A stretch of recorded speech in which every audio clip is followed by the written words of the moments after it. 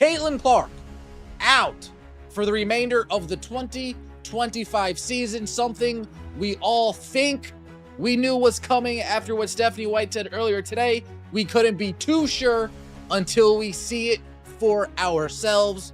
And with this announcement from the GOAT's mouth herself, Caitlin Clark won't be returning this season, nor if the Indiana Fever make the playoffs. The day the WNBA lost the room, Caitlin Clark, officiating and fan boycotts. The WNBA has been dealt a devastating blow with the official announcement that Caitlin Clark will miss the remainder of the 2025 season, a decision that many expected but dreaded to hear confirmed.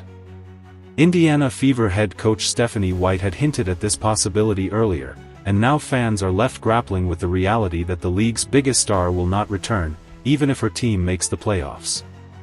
This moment feels larger than an injury. It has become a test of trust between the league, its officials, and the fans who have rallied behind Clark's electrifying game. What happens to a league that was propelled into the spotlight by a single player when she is suddenly sidelined?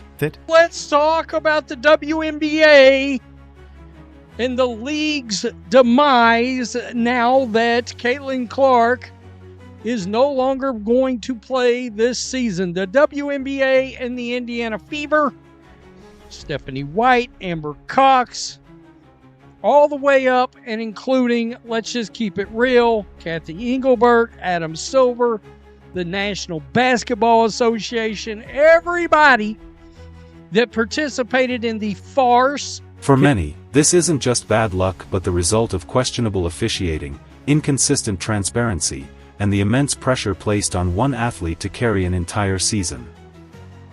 From May's early quad issues to the July groin tear and the August bone bruise setback, Clark's journey has been marked by recurring injuries compounded by physical play that often went unchecked by officials.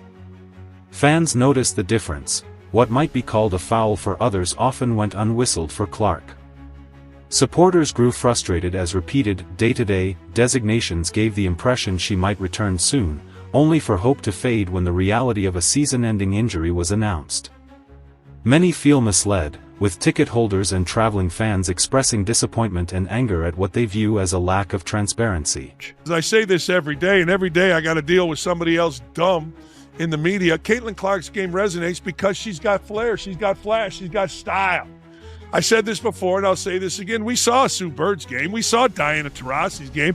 Kim Mulkey was Sue Bird before Sue Bird became Sue Bird. We've seen it. We haven't seen Caitlin Clark. But the folks that cover the NBA, these people that play in the NBA, these people that cover the NBA, I said these people, all of you, black, white, green, purple. Why don't you understand a very simple thing? Her game is dynamic.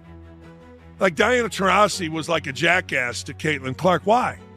Her game is what people are drawn to.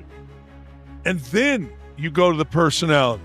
Her game is different than any WNBA woman ever. And she wins, and she shoots from deep. It's no different than Steph Curry. How many times we got to say? The consequences extend far beyond the Fever's roster. Ticket resale prices have plummeted, national media coverage has cooled, and fans have begun openly discussing boycotts. The sense of betrayal runs deep, not because injuries happen, but because of how they were handled and communicated. Fans argue that protecting the league's star player with consistent officiating and honest updates should have been a priority, and without that, the trust between the WNBA and its audience has fractured. Despite the heartbreak, the Fever continue to fight, with Aaliyah Boston, Kelsey Mitchell, and others stepping up to keep playoff hopes alive. Yet, the question lingers: will fans return if they feel the league prioritizes revenue over fairness and health? Leadership now faces a critical test: restore credibility by enforcing officiating standards, improving transparency, and proving that player safety comes before ticket sales. Caitlin Clark's absence is more than a lost season. It's a symbol of what happens when business and basketball collide without balance. The WNBA has a chance to learn from this moment, but if ignored, the silence in arenas across the country may speak louder than the fans who once cheered.